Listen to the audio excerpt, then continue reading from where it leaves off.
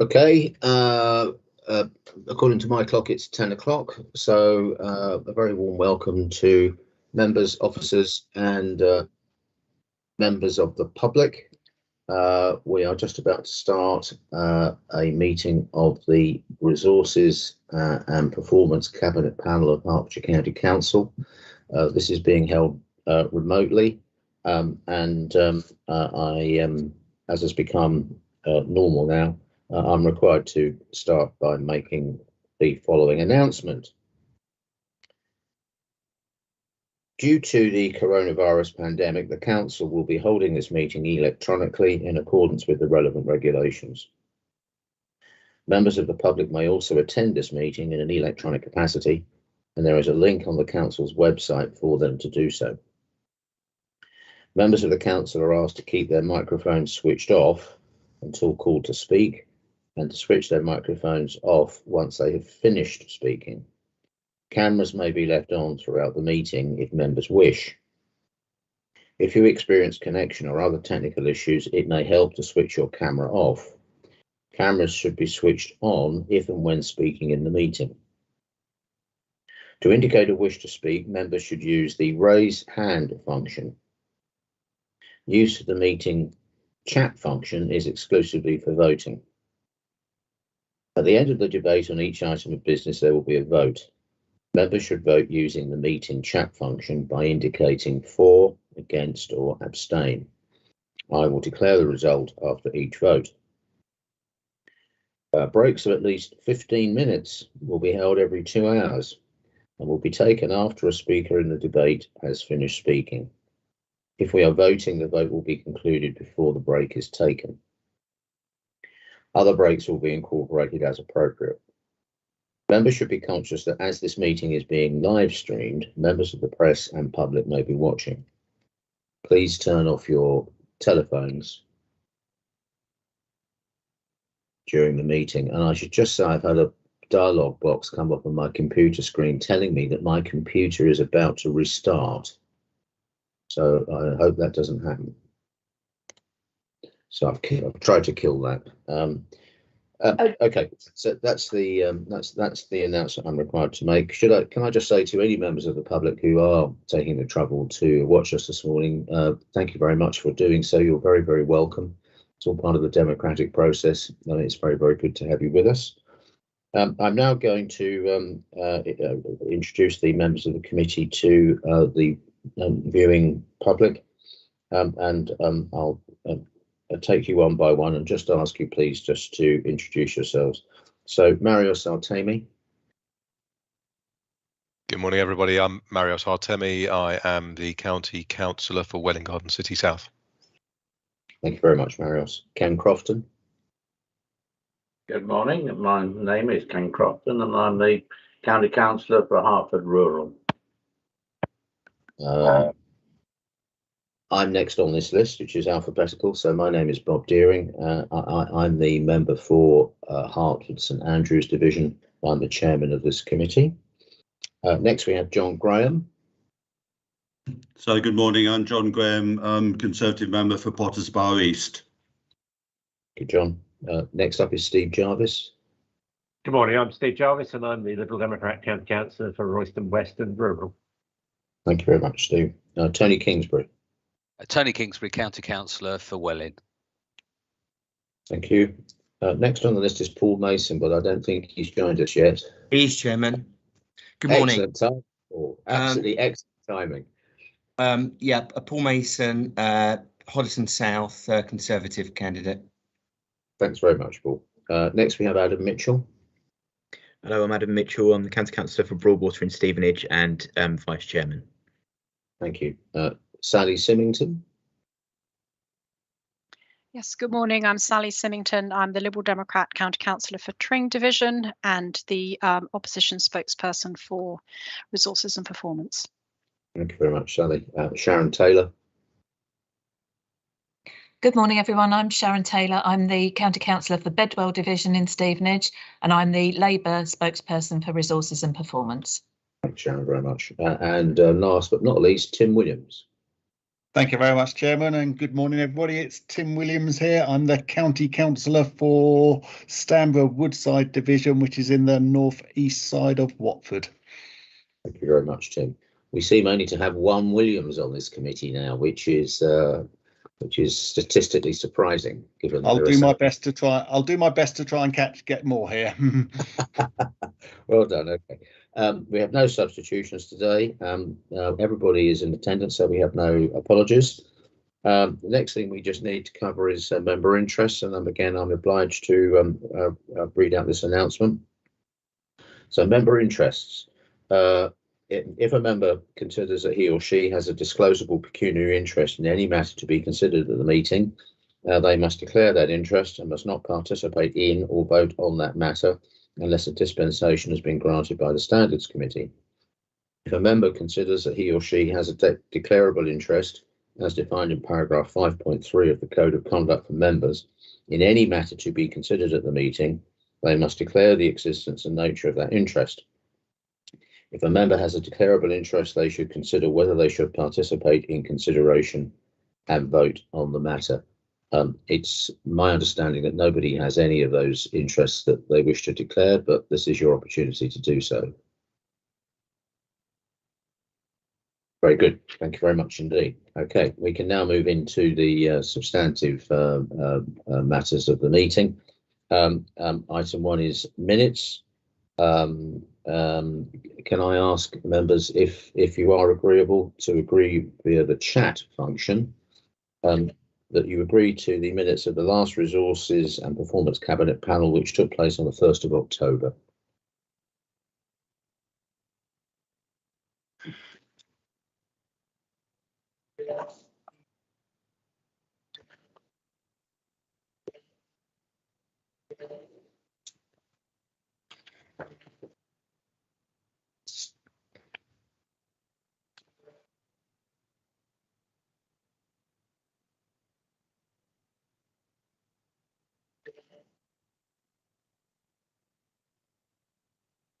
Yeah, we're there.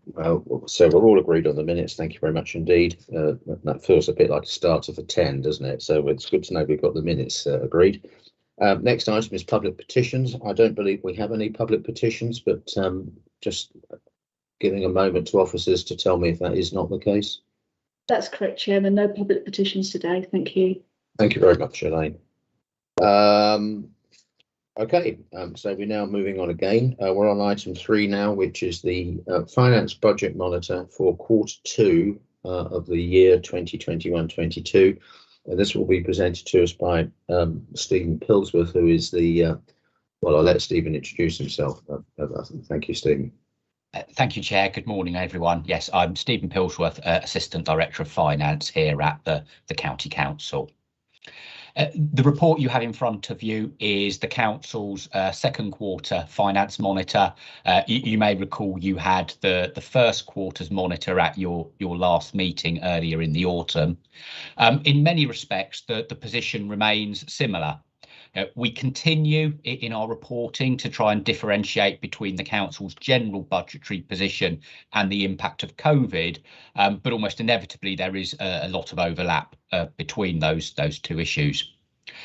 For the Council's general budget, we are reporting an overspend on services of £1.7 million, principally in the transport of children with SEND and children looked after. But at that level, we can cover it from the contingency that the Council holds, so the Council overall will not overspend. In the COVID areas, we're forecasting we're going to need to spend around £36 million of council resources to support services and support our communities. And of course, on top of that, there's a range of grants such as the Outbreak Management Fund that I know a number of you will be familiar with. But that £36 million will help us support adult care providers, making sure they can deliver the care necessary, dealing with some of the big increases in demand we've seen in adult care linked to some of the hospital discharge arrangements, but also meeting the cost of supporting vulnerable children. We have seen an increase in children looked after numbers during the pandemic. However, at £36 million, we can contain that within the fund, the £60 million fund that council set aside at the start of this year, exactly for that purpose, for the challenges and issues relating to COVID. So overall, in this financial year, the council is in a good financial position despite those significant challenges. As indicated back in the Q1 monitor and again in this report, if anything, the major concern is the impact on future years and how many of those issues I've described actually continue beyond this financial year. And the report does give an early indication of how we think it is going to continue and the impact that has on the budget deficits, the budget gaps the council has in those years and how much it's likely to widen those gaps. Of course, those issues, those challenges are being considered at the moment as part of the work that's happening on our budget and integrated plan. And of course, that those plans will be released early next month and in due course, of course, will come through all panels, including this one, the scrutiny sessions before going through to full council. So I think that summarises the main areas and issues, but I think it's also important to reflect on the fact issues are developing rapidly this year, and we are needing as a council to be able to respond to those and to be able to respond financially as well where needed. You'll see in the report the reference to our COVID recovery strategy. Again, that has been through council this year, and the £9.7 million of investment we're making to try and help communities recover from the impact of the pandemic. Also, you will see in this report, again from the contingency, investing £1.5 million supporting the pressures we have in SEND. Again, huge increases in demand there, making sure the teams have the right resource to be able to deal with that, but also some capacity to look about how we might manage that moving forward.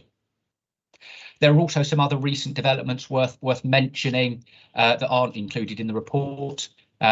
Obviously, members will be aware of some of the concerns we have around winter and the impact on care services. And we've recently, you may have seen, launched an initiative to help retain care staff over the winter period, some £8 million of grant money, contributions from health partners and some council money to help with those retention arrangements. And also, of course, recently we've announced the plans for the Household Support Fund, £5.8 million of government money, which is going to help with some of the initiatives, including free school meals over the holiday period. So again, thought it was worth flagging because that's a useful demonstration of how some of these issues are emerging almost on a weekly basis at the moment, and we're looking to flex and respond where we can.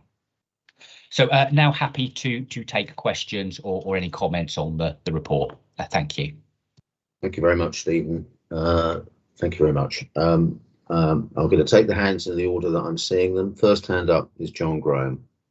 Chairman, thank you. Just to clarity, Stephen, for me, in the COVID-19 specific pressures, I just wondered how they were allocated. When we set this up, and I've been trying to read the numbers, but I didn't fully follow them through. It's just interesting that the number that you've got against adult care services is exactly the same number as the total budget variance. Did we set up, when we set up the specific pressures, allocations against the service areas, or is it just a figure of 36 million that we realised how the pressures have materialised and so have allocated it against the departments? Thank you. Okay. I mean, it's been an evolving picture throughout the year, John. So actually, back when we set IP, back in February, we had some initial thoughts and forecasts as to what the costs and issues might be in year, including some of the issues in adult care supporting providers.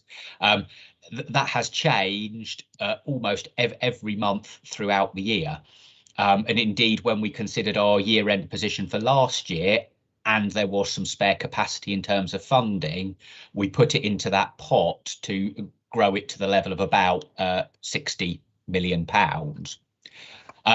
Month by month, departments are flagging with us what are the issues they are facing. Are some of those existing issues, such as support to adult care providers, changing in terms of our forecasts? Or indeed, are there new issues emerging? And indeed, of course, we're actually having some of those discussions right now about what might the new variant mean in terms of impact for our services or interventions we might need to make. So it is quite possible that that £36 million could change as we go through the winter if new issues emerge, which is why, again, I think it was a really sensible move from council to establish quite a big pot to be able to react to that. Of course, at the moment, potentially we have some of that pot left over. And again, not only does it give us some flexibility during a really critical winter period, whatever's left helps us next year, because, as I said, some of those costs and issues are likely to continue into next year and potentially beyond. Chairman, thank you. Can I just add one follow-up question to that then? In terms of the presentation of the numbers, Stephen, have we really got a 1.6 million service variance at the bottom, or is this just something that you want to absorb this year, so the carry forward next year of the fund will be greater by the 1.6 million? Yes, we do genuinely have that pressure in the budget this year. That's the issue around children's transport that I mentioned. So we do need to cover that from contingency this year. And it looks likely, again, that's one of those areas where those cost pressures will continue next year, and we'll need to factor it into next year's IP. OK, thank you, Chairman. That's good answer, Stephen. Thank you, John, very much. Next hand I've got is from Sharon Taylor. Thank you, Chairman. Can I first of all thank you for making the reflecting our discussion about audit in the last meeting and making representations jointly with the Chair of Audit to EY about our very serious concerns about how the audit process worked this year. I think that was really necessary, and I'm grateful to you both for doing that. A couple of specific questions. First of all, on the children's services pressure, the 1.2 million pressure on SEND transport, two questions on that. One is that's reading all the way through this report, and it's a very long and detailed report, which I'm very grateful for, Stephen. It's very clear that the pressures are building up in SEND generally, but this one is particularly affecting Hertfordshire. So are we going to make representations on that to the department, because there are some COVID impacts here, but there are probably more general impacts as well. I don't think this pressure is going to go away. That's my point. And when we look at the budgets for the two future years, it's possible they will accelerate even further. And the second question on SEN was I raised the issue around the DSPL2 funding, the direct services provided locally funding at the last meeting. I would just like some reassurance that funding has been found for the rest of this financial year, so that services don't have to stop for those services that had already introduced them and then run out of money very early in the year. My next question was around the HLL reporting on financial matters. It's referred to on page 36. I've raised it before because the member advisory group has been disbanded. Cabinet's decided they don't want to have member advisory groups anymore. We do need to have a mechanism to report in, obviously from our point of view as resources and performance, on the financial performance of Hearts Living Limited and Chalkdean. But I think probably the rest of the performance issues need looking at as well. So it was just to say, what mechanism are we going to use for that? There are some concerns reflected in a later report on this agenda around performance, Chair. So that's the HLL reporting. And then some general comments. I believe Hertfordshire had a very significant grant from the Community Renewal Fund, which I was very pleased to see. I think it's about 3.6 million. So it's just to ask where that's going to be reported to and how. I know Stephen's right, things are moving every day at the moment. You know, that was a very significant grant from the Community Renewal Fund, and where that's going to be reported in. We are expecting the adult social care paper today, I understand, from the news this morning. So will officers be able to, I imagine this is going to go into future years reporting, but if there are any impacts that are likely to hit, that will need feeding in, perhaps before the next resources and performance panel chair. So I wonder if we might have a quick heads up after the when officers had a chance to have a look at the paper and see what the likely impacts are going to be. That would be really helpful. My last point, you'll be pleased to hear, Chair, is on the access to the Household Support Fund. I'm just a bit concerned. In Stevenage, we've got a wonderful organisation called Stevenage Community Trust that have a very rapid process for getting grants out to families when they're in crisis or in need. It's very important with funds like this that people are able to access that funding quickly and easily with the minimum bureaucracy. I don't know if the plan is to allocate some of that out to districts or VC voluntary sector in districts. It would be really helpful if it was, because they've already got the mechanisms in place for getting this to families quickly and easily. So they're my questions. Thank you very much, Chair. Thank you very much, Councillor Taylor. That's a good batch of questions for Stephen, or I see Scott's come onto the screen as well. So which of you wants to go first? And then I've got the feeling that the other one will follow up. So maybe Stephen first. Actually, I was happy to pass to Scott to pick up, I think, Hearts Living and maybe the Household Support Fund one as well, because I know you've been more closely involved in those, Scott, and then I'll run through the others. Thank you, Stephen. Thank you, Chair. Just to introduce myself, I'm Scott Crodgington, Executive Director for Resources at Hertfordshire.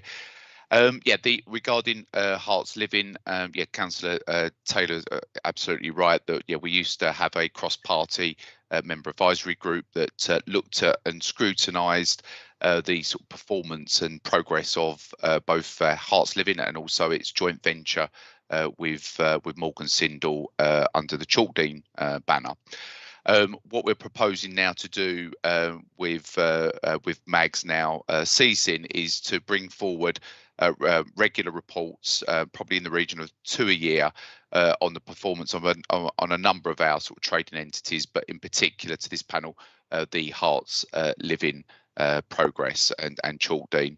So at the moment we're aiming for that to be in February next year. We're working with the managing director at Hearts Living to compile a sort of their update on their latest business plan and progress against that business plan with all the relevant financial forecasts.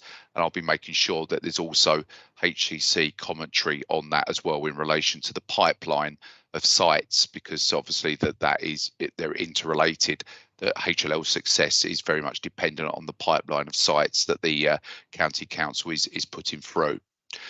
That will come through to this committee in February next year. Regarding the household grant scheme, again the money has been allocated to the county council. We have convened a meeting of representatives from all the district councils to now understand how that money now needs to be allocated, and both from the needs that we've got in relation to, for instance, vouchers or free school meal vouchers during school holidays, but also beyond that, in terms of what other specific needs are needed in support. I think it's for energy bills as well, etc. So we'll work with your district colleagues as well to be able to make sure that that money is being moved and targeted in the right place as quickly as possible. But there is I can get a name for the minutes of our responsible officer that is chairing that group. Thank you. I'll hand back to Stephen. Thank you, Scott. Stephen. Thank you, Scott. So if I pick up the other points and questions, the first two really were around SEND and support for children with special educational needs. That there are various levels where this support comes from and where the funding for it comes from. So the council, and from the council's budget, picks up really two main areas. Firstly, the cost of transporting children to their educational establishment, and actually, as you've heard and seen in the report, the level of demand for that transport, and in some cases the distances children are travelling, is generating the overspend I reported. The second area where, again, the council funds are the teams, the resources, the people that do all the work in terms of assessing the need of some of those children, assessing whether an educational health and care plan for those children are needed. Again, those teams are incredibly stretched at the moment because the demand that is coming through, the number of referrals, and it's in that area primarily where that £1.5 million I've referenced earlier is going in to bolster that response in that area.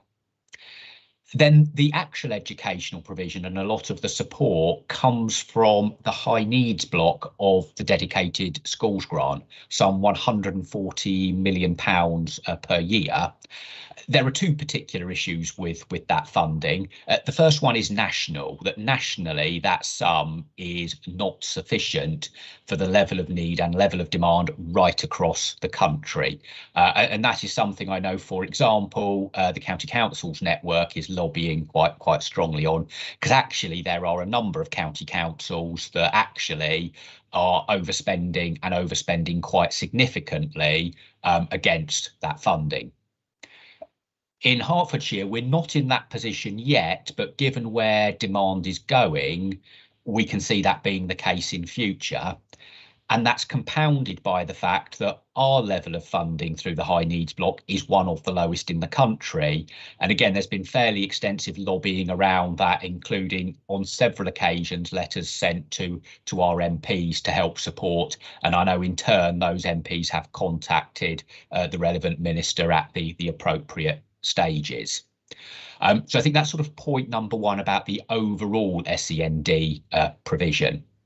I think, Sharon, in terms of your second question, and it was referenced in the minutes from last time, and that we had a discussion then.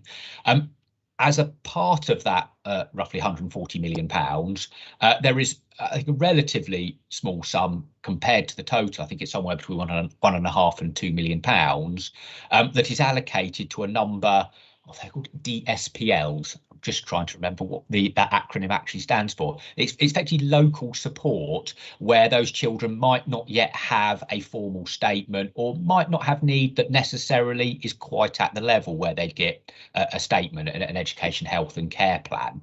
I think there's around 9 or 10 of these panels across Hertfordshire that allocate that funding, and as we discussed last time, there was one panel in the Stevenage area that at that point, roughly halfway through the year, had allocated all of their funding for the year.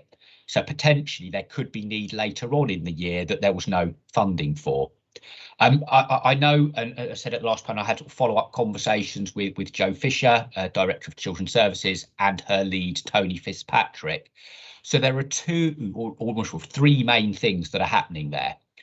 The first one are discussions with the providers in those areas, because it's the providers who put the bids in, to check actually they can manage this term and there are no issues arising. And I understand that's sort of got positive feedback, and any issues there have been, they have worked to resolve. The second issue is then what happens for the rest of the year. The next submissions and next bids to panels come in January, because they sort of roughly follow termly. And actually there's two things I know Children's Services are looking at for the January bids. The first is actually if a child moves out of the DSPL, the local support, and actually gets an education and health care plan, then effectively almost their care comes then from another pot, their support comes from another pot, and that does free up some funding in that area. So that's one thing that's being monitored closely. But actually, of course, also, January, it's a few months left of the financial year, but we're then into the next financial year as part of that term. So there may be something that can be done to bring forward some of the funding from the following year. But in some respects, we'll know the scale of that issue when the bids come in January. And that also might give an indication about whether actually this is a sort of a short-term issue in that area, a spike in demand and need this year, or whether that actually is an ongoing issue in that area and whether it might need a slightly different response. So we think it's okay at the moment. It will be the January panel when they have much better idea of whether that's sufficient or whether they need to go even further. So that's the DSPL point. The Community Renewal Fund, again, really good news.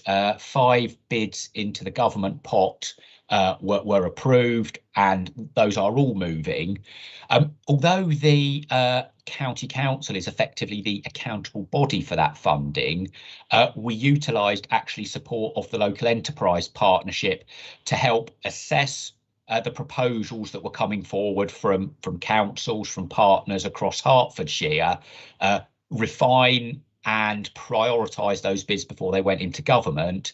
And we're now also using the LEP and again the skills and resource they have to help monitor how those projects are progressing. I have to admit, we haven't entirely decided yet how progress gets reported. It will probably use a mix of the LEP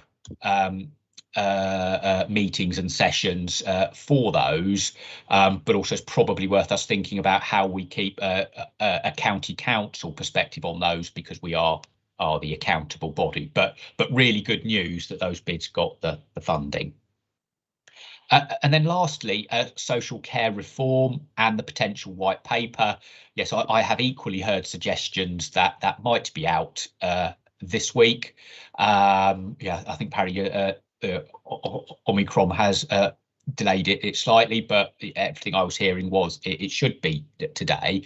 And obviously we're really keen to see that and see what the outlines are, because the initial announcements about social care reform actually came out at the end of September, and we have been waiting for some of the detail behind that for how it's going to affect councils. Probably the one thing to flag, maybe from a financial perspective, all of the announcements on social care reform and the headline funding that was attached to that was about delivery of that reform, i.e. changes to the caps on when individuals might be paying for care, and some of the issues around equalising costs of care between what councils pay and what individuals pay if they buy their own care. We don't believe any of that funding was for some of the underlying issues that there are with adult social care, things like unmet demand, things like workforce and all those issues. So we actually have an expectation we're potentially going to be needing to try and tackle those within our own IP deliberations. And indeed, that's a major topic of conversation at the moment in those deliberations. But certainly I saw sort of a really helpful overview from Chris Badger as Director of Adult Social Care at the end of September when those first announcements came out. I'm sure he, through Stella, through Tony as well, will be doing those updates as soon as we know more about the white paper and what that might mean in due course. So I think, Sharon, I covered everything, but conscious, obviously, I didn't pause in any of those, so I don't know if there's any points I didn't cover or you want to just a very come back on. comprehensive answer, Stephen. Thank you very much. And DSPL stands for Direct Services Provided Locally. It's engraved on my desk now. Yes, thank you. Yes. Well, I'd just like to thank you there, Stephen, for a very comprehensive response to Sharon's questions, and thank Sharon for her questions as well. We've got one more hand up. That's Sally Symington. Thank you, Chair. Yes, Stephen, thank you very much for your very comprehensive report and also the answers you've already given in a great deal of detail to Sharon and Graham. I've just got there's 2 things I wanted to pick up on. One is I think you've sort of partially dealt with, but obviously in the agenda, the items that we're reviewing, 2.3, you refer to the 28.5 million of future years pressure, of which 25.8 million relates to COVID-19 pressures, and this is pretty much covered by the COVID recovery, the money that's already been set aside, such that by the end of next year, next financial year, there will be nothing left on current figures. How, I guess my question is, given what's going on at the moment and notwithstanding some of the comments you've already made to earlier questions, kind of how at risk is all of that? How, and do you have anything to add or comments to add about what the outlook will be at the end of that time? As I said, given the news that we've had in the last week. So that's one point. And then the other thing that I wanted to ask you to address obviously comes up in the 2.4 to do with the reprogramming. So you're asking us again to approve yet another 46 million of reprogramming. In Q1, quarter one, we had a reprogramming of 88 million. These are large figures that residents might have reasonably expected to be delivering capital programs and an investment in their services. So I'm going to pick out three in particular, but I realise that the 46 million is made up of lots of different and smaller amounts. But if I pick out three that I think are relevant to the delivery of services, the 5.5 million for extra care housing with the aim of utilising Herts County Council land and assets. Again, this is something I know that we're going to sort of maybe address later on in the report, and not in the report, today's meeting. You've got in children's schools and children's service, the specialist reserve provision, again, reprogrammed 2.1 million.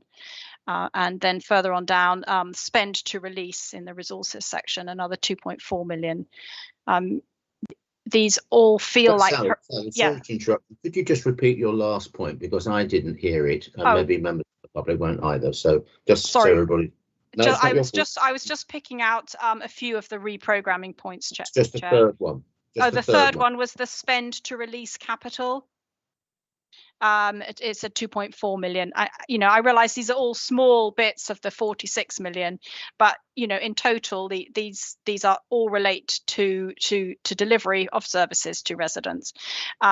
So I think it's really important that when presenting budgets and for all of us as members who go back to the communities and discuss this with our residents, that we have a clear understanding of the accuracy of these figures, whether they're designed for slippage or whether the slippage is avoidable by devoting extra resources to actually delivering on some of these items. So, for example, whether we need extra capacity in certain departments to help deliver, for example, the utilisation of Herts County Council land and assets.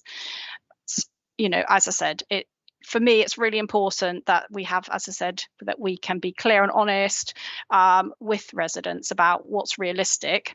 And I think, having repeated reprogramming, and I appreciate that COVID plays a part in this, but, we need to face up to the fact that COVID isn't going to go away. So it's something we're going to have to live with. And if that requires extra resources or a change in the way we operate, then I'd welcome some discussions about how that might happen. So thank you. Those are the sort of two substantive issues I wanted addressed. Thank you, Sally.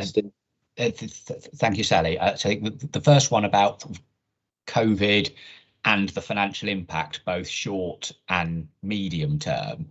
I think in many respects, you sort of identified the key challenge that the council has. So yeah, there may be some impact short term responding to the new variant. Feels like we have got sufficient capacity this year in our COVID pot to be able to respond if we need to. So I'm not concerned about the current year. Some of those costs, then again, you were referencing exactly the table where this is in the report, go into next year. And again, from a purely financial perspective, yeah, we have some of that pot left over to be able to help us with that next year. But what that table also shows is, we think some of those issues actually could well be now embedded and continue into the 2023-24 financial year. And by that point, that one-off COVID pot is exhausted. how do we actually deal with those issues? And that's the key question and challenge that we're grappling with in IP at the moment. Seeing what the benefits of the recent spending review are, how much and to what extent do they actually help with that problem, and what's left almost for the council through savings programs, through trying to mitigate and seeing, well, what intervention could we do now that mean it's not inevitable that those issues carry on. So yeah, that's exactly the key challenge, and yeah, very much my view and advice to councillors, to cabinet, to SMB is, I'm much more worried about our financial position in 18 months, 2 years time, and that's what we must be really thinking about in any of our financial plans. So I think you're absolutely spot on with that. In terms of the capital reprogramming, again, I think you've spotted almost the two elements to this. If schemes are not delivering as quickly as had been expected, that has an impact because those facilities are not ready and available. I have to admit, in the case of the first two examples you mentioned, the extra care housing and the special provision, which is related to SEND, and so obviously links back to the points in discussion we had earlier. Whilst there is slippage in terms of spend, I have to admit I don't know if that translates into delays in the availability of those sites and those resources, or whether actually there'll be a plan to catch up so they are still available and open at the required time. So I have to admit I'm not 100% sure on that. The spend to release, the third example you mentioned. So this is where, on some of the sites we might be looking to sell, if we do certain work, maybe demolition or something like that, then actually it helps with our sale of that site, or we might achieve a greater sale price for it. Although there are some challenges in the current year, which are outlined in the report, hitting our capital receipts target, I don't believe any of those issues are caused by not spending the spend to release money. So at the moment, I don't think that one is having an impact, but I think we do need to keep an eye on it. So then from a finance perspective, does that slippage have an impact? It can do if that capital scheme was due to be funded by borrowing, because we've made a plan to do some borrowing, we've built that into the budget, the cost of that, and then it might not happen. Now, in some respects, that's positive because you've got a short-term saving there as a result. But all those other issues around, are we delivering those schemes on time, I think are more important than that. And probably just lastly on it, in terms of course, yes, undoubtedly, excuse me, sorry, COVID has exacerbated this, but the issues around slippage and reprogramming were there before the pandemic. It's if you look at a report from a couple of years ago, you'll probably see something similar. So I think there probably is still more we can do with those capital program managers around, is this just over optimism in terms of the scale of spend, and can we put more realistic forecasts or is there anything here in terms of delivery where actually we need to get more resource in just to make sure the schemes do deliver on time? Thank you. Yeah, Yes, thank you. Can I just come back on one thing, Chair? Sure. So thank you, Stephen, for that. So the one thing I don't think that you mentioned is that presumably some of the investment in capital also has an impact, not just through borrowings, but on the income line in terms of the delivery of services. So I don't know if you can just add a comment on that as well.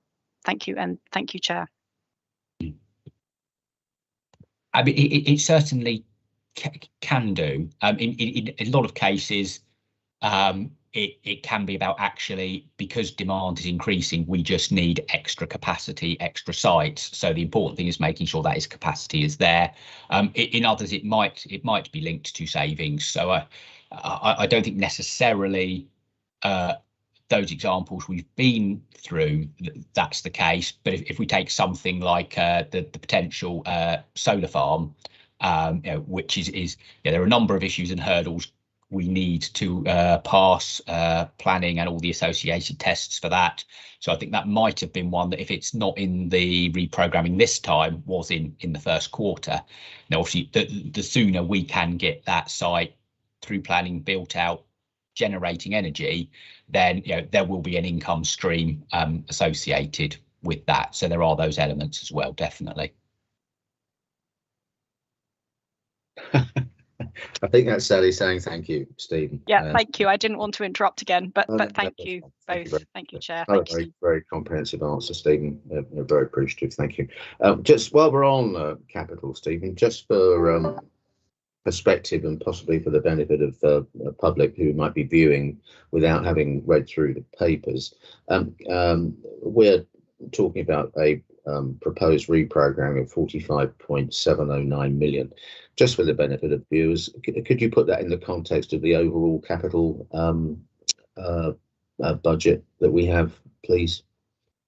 Yes, I mean, indeed, for the current financial year, the overall capital budget right across the council is about £360 million.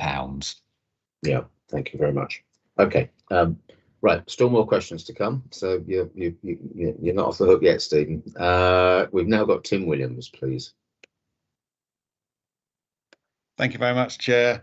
Yeah, and thank you very much for the comprehensive report, Stephen, and also the responses so far. My one's a little bit more detailed responses. The first one, I know you've got down here in, I think it's Appendix I think it's page 97 of the agenda pack, or it's maybe 95, but it's just regarding reduce members' expenses. Basically, yeah, I didn't realise members' expenses was 1.35 million sort of thing. That's quite high for expenses. I'm pretty sure it must include allowances in there as well. If not, people are claiming sort of £17,000 in expenses, which is quite high level and far more that I'm doing. I sort of so if you could clarify what this line actually means. Is it really expenses and allowances, or is it just expenses, which I'll be very gobsmacked if it is.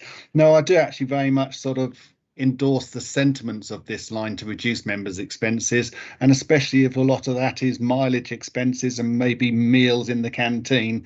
Again, with virtual meetings, then I'd like to think that naturally comes down, but this line here sort of highlights a change of sort of behaviour from councillors is required if the expense line 55k savings will come through.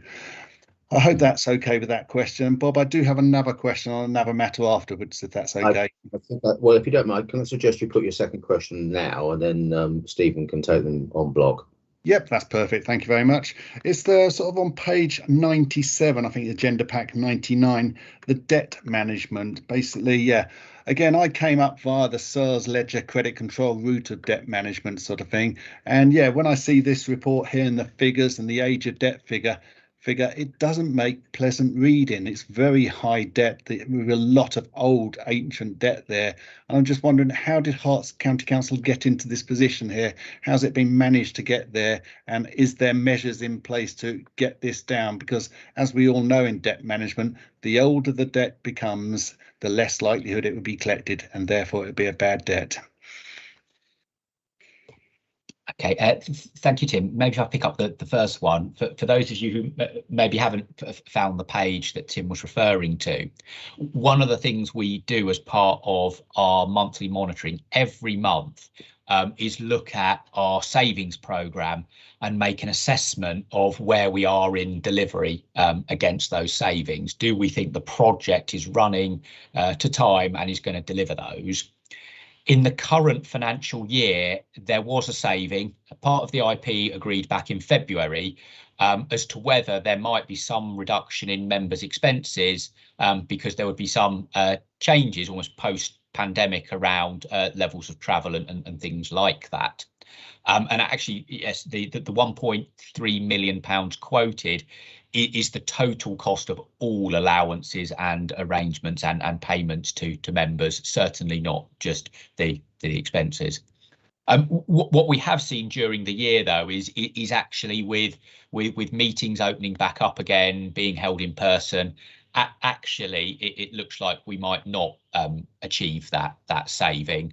I think it's possibly one we need to maybe have another look at and just see whether there are any opportunities.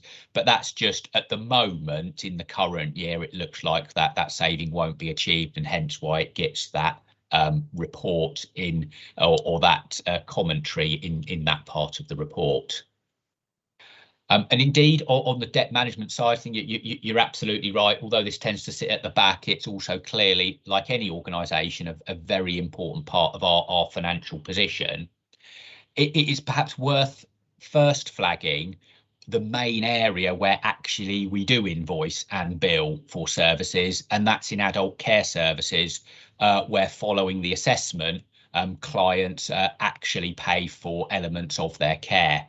And actually that amounts to, I think, somewhere in the region of approaching £100 million a year, that level of billing and income. In some cases, that is paid on a monthly basis from whatever income either the client or family might have. In other cases, it's wrapped up in probate and housing and other assets. And actually, of course, that doesn't get released and the invoice is cleared until such time, tragically, the individual may die and the estate is released. So I think the majority of those elements that have been overdue and are overdue for a long period are tied up with that. They can't be cleared until such point. But the general issue of really needing to review debt, because exactly as you say, Tim, the longer that is outstanding, the much more difficult it is to achieve and get the payment for that, unless it is linked to some of those estate arrangements. Okay. Thank you, Stephen. I think that's dealt with Tim's questions. Got one more hand up. I just mentioned I'm slightly conscious of time, but we've had a very good session so far. So we've got Steve Jarvis now. Thank you, Chair. Well, hopefully mine's a fairly quick question. One of the things, I mean, Stephen, thanks for a very comprehensive report. I just wanted to come back on one of the issues about capital reprofiling, which we talked about. And you've explained how in many of the areas there are external events that have taken place, things that the council needs to do before things can go ahead. But there are some where that doesn't seem to be the case. So, for example, there was £1 million set aside for 20-mile-an-hour speed limit introductions, of which most is not going to be spent because apparently we didn't have the resources. Now, I have to say some of us are perhaps not entirely surprised that it was difficult to do that.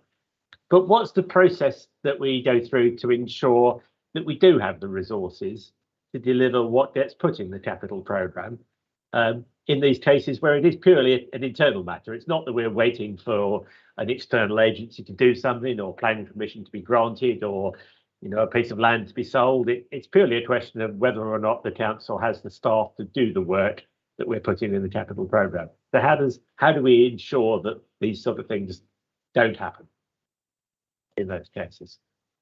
I mean, of course, our first approach would be challenging the departments around, well, can you deliver within the existing resources?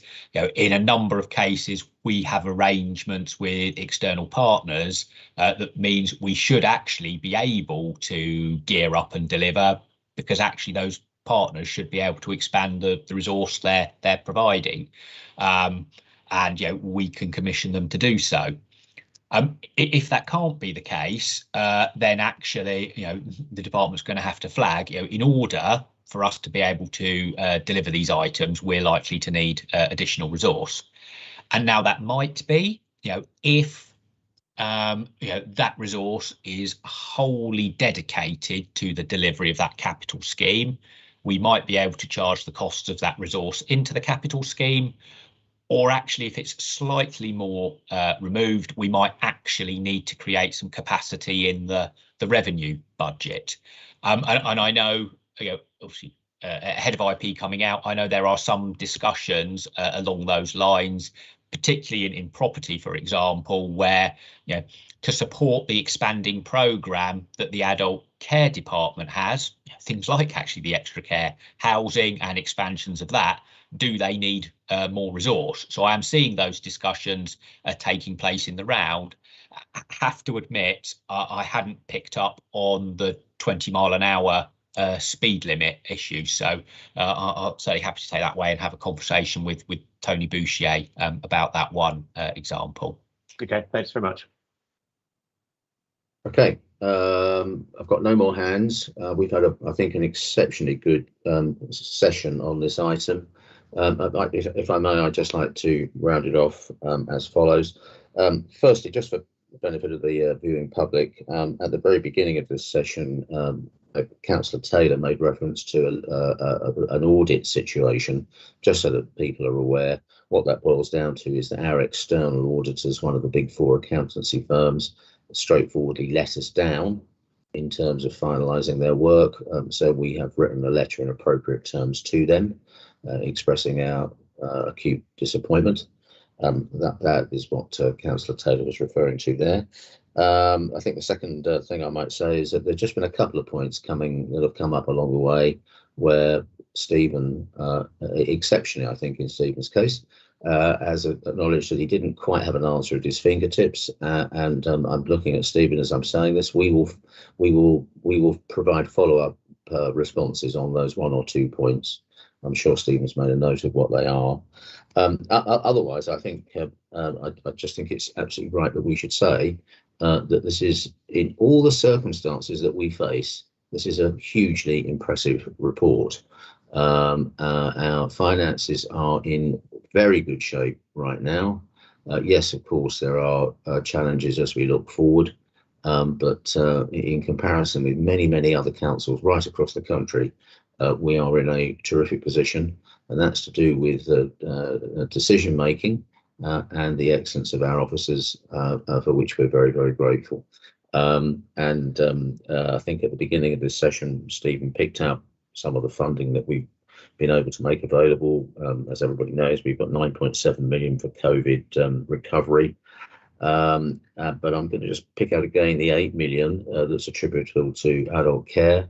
At least some members, if not every member, will have seen a news clip not very long ago in which a very senior representative of a well-known high street supermarket said explicitly that they were putting up their pay rates to stop people leaving them to join local government.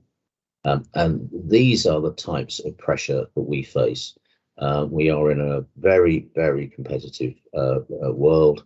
And the money that we've found to go into adult care is enormously prudent, because it will operate as a bonus scheme to reward people for their retention with us, and it's an extremely good thing that we're doing, and we should be, I think, very proud of that.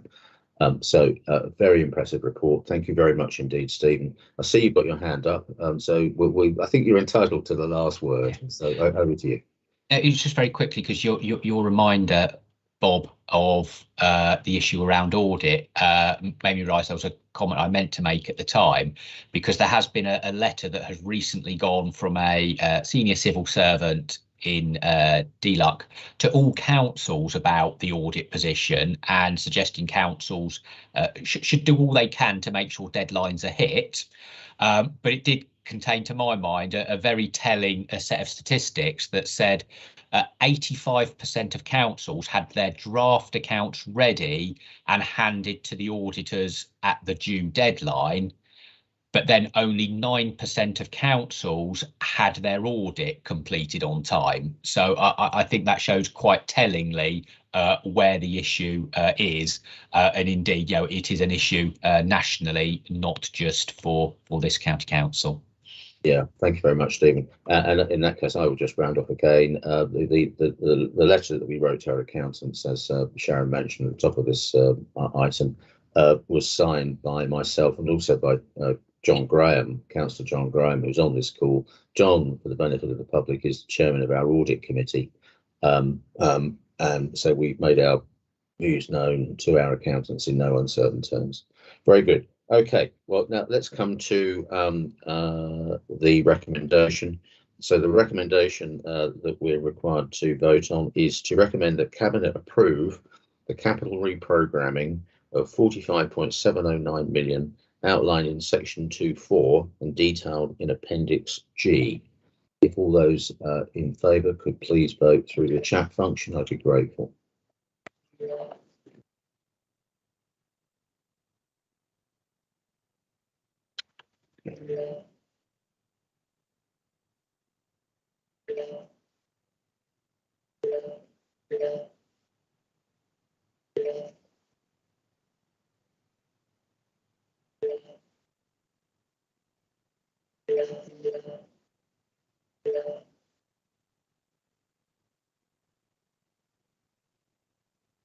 Lots of yes, lots of agreed. It's confirmed that we are agreed on that recommendation. So thank you very much, everybody, and again, thank you very much, Stephen, to you and your team. Very impressive report. Thank you very much. Excellent. Okay, thank you, everyone. So, yeah, you're very welcome. We're now moving on. Item 4.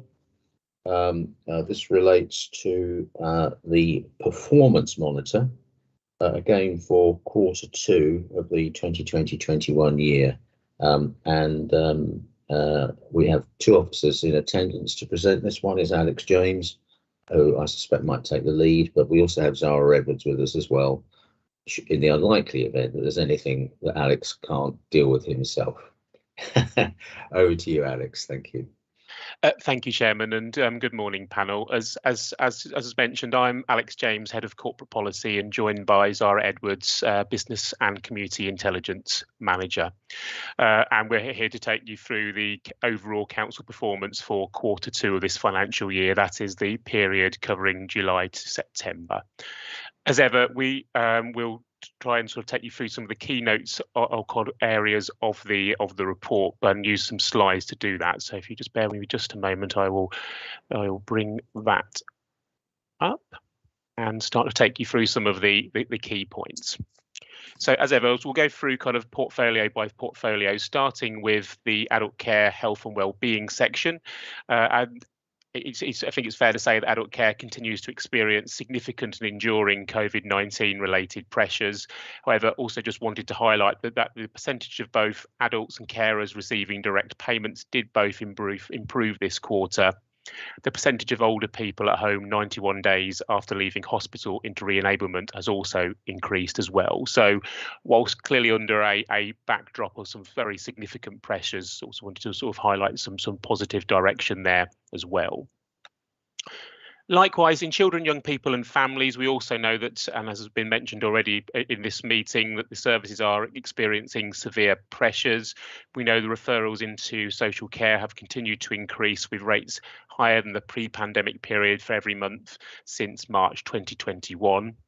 Also, children's number of children looked after have increased this quarter, and especially the number of children exiting care remains consistently lower since the pandemic.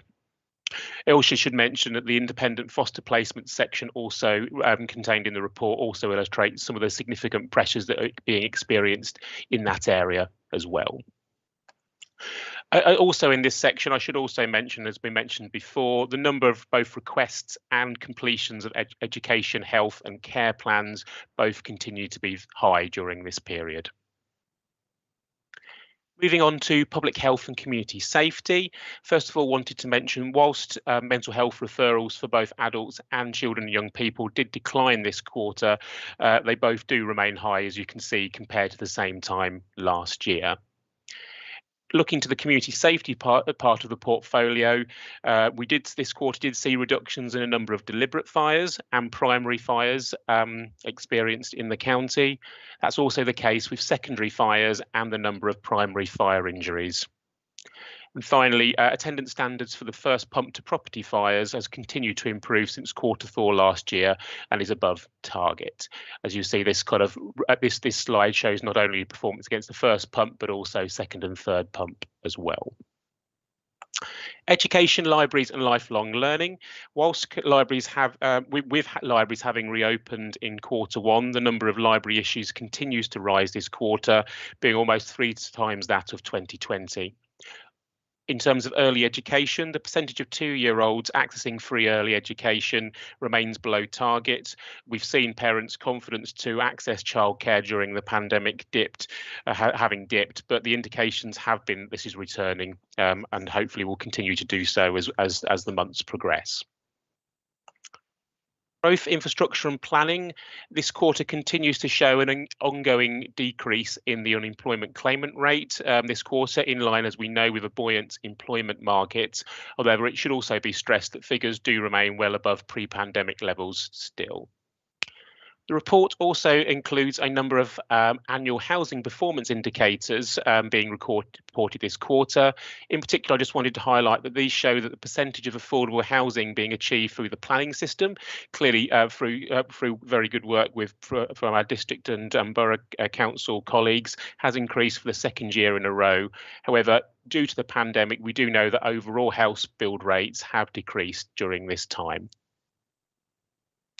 Highways and transport. There has been a large increase in the percentage of schemes delivered against the Integrated Works programme after the dip last quarter, with a reprogramming of schemes helping to move delivery above target.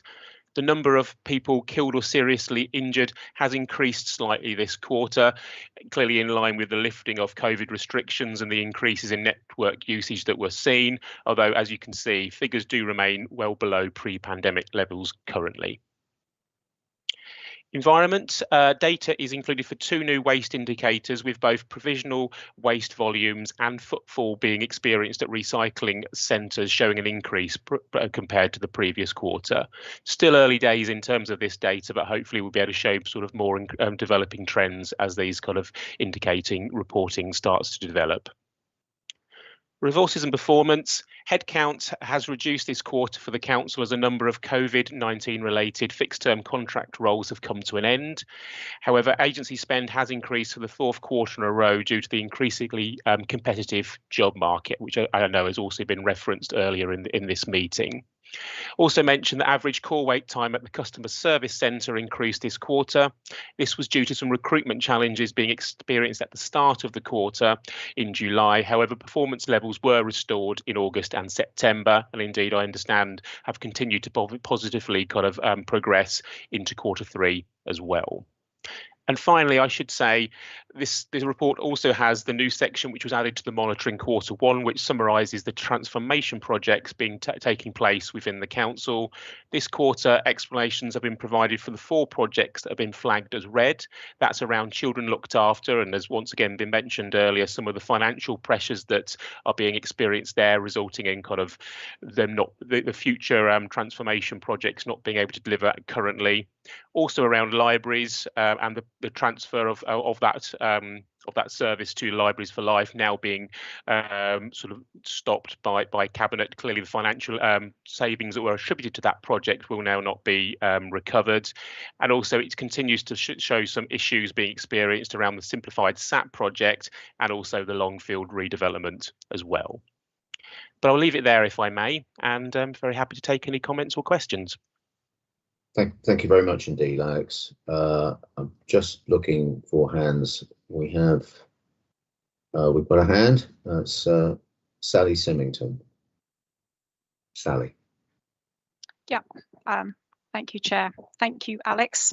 I've got 2 questions I'd like to ask. One, on page 132 of this is the report, probably slightly differently from how you've presented it, so I guess you can find it. But it's I wanted to refer to the gap.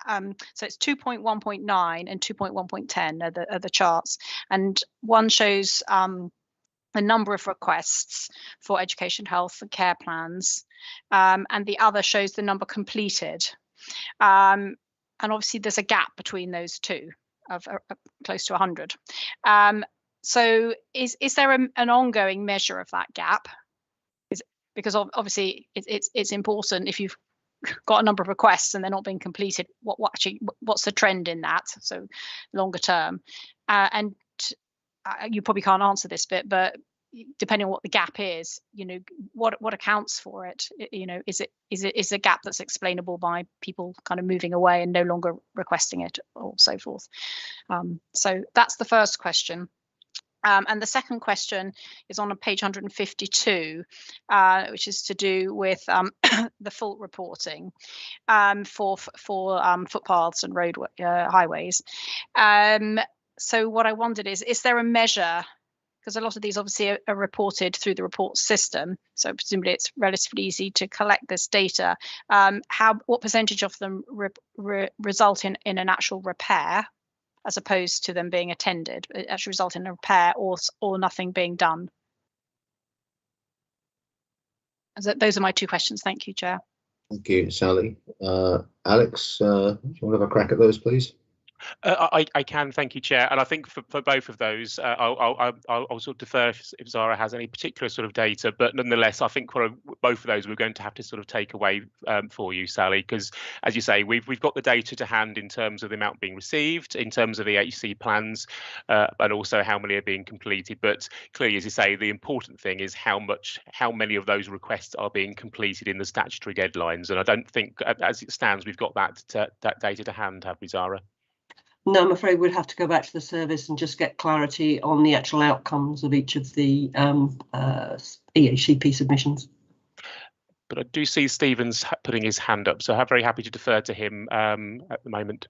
I certainly can't answer that particular question, but this is very much part of the issue that I was referring to, and is behind the plan around the £1.5 million going in, precisely to put extra resource into this area. There is increased demand and requests for assessment for EHCPs. That almost then becomes a bit of a vicious circle, where actually those people who are waiting for assessment are contacting the service and asking for updates. Those people in the service then respond to those queries, but it takes them away actually from doing the assessments and on responding on the plan. So there is financial input and support that's going in to help tackle this. But also, I know, given that some of those issues relate to sort of comms queries, seeing what resource from within resources, from either the communications or complaints functions, we can put in to help bolster those arrangements. And again, I know Scott has just put his hand up, and he's been linking in directly with Joe Fisher about that plan. So didn't know, Scott, if this was something you would, where you wanted to come in. Yeah. Thank you, Chair. Yeah, just a couple of pointers there that we're providing a range of support from within resources on three major work streams for this area of work in SEND, around customer service, to make sure that we really do look at some of the issues and complaints that have been received from parents, and about what we now need to do to to provide a sort of a more streamlined sort of service for parents, and making sure that they're receiving regular updates. We're looking at staff retention and with the challenges that we're facing in that area as well. And then we're looking at the sort of the wider processes that are going on across the whole of the SEND system. So there's going to be a range of communications that are going to be coming out for that, to really acknowledge the pressure that the system's under at the moment, but also what we're now doing to respond from a whole organisation point of view. Just for councillors' benefits here is just a plug for, there is a all-member seminar or briefing by Joe and the team tomorrow at 2 o'clock. There should be invites in all of your calendars, really as a chance for an update, but also to take questions and answers as well. Thank you, Scott. That was very helpful. Hopefully we'll get some biscuits at the briefing tomorrow, but we'll see. Okay, Sally, that's, I think, an answer to your question. My next hand on my screen is Steve Jones. Oh, sorry, no, sorry, Chair. Sorry, Bob. That was only half of it. Sorry, could we just? Oh, maybe you did. Did you address the highways one? I think maybe you did, but. If I may, Chair, I think I started to, but I think the answer is actually the same, in the sense that completely take your point and understand that but we haven't got that data to hand, so we'll come back to you if that's okay. Yeah, thank you very much. Right, thank you, everybody. We've now got Steve Jarvis. Thank you, Bob.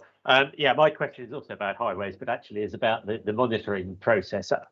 Alex, I think you said on the highway IWP scheme delivery that performance against target had been improved as a result of reprogramming. So that sounds a bit like the target's been achieved by changing the target, because the number of program schemes has been changed. So we meet the target. That doesn't mean more schemes have been delivered. It just means that we're now expecting to deliver fewer. So how does the performance monitoring process deal with that? Because clearly you can easily meet the targets if you just change the targets to what you can do.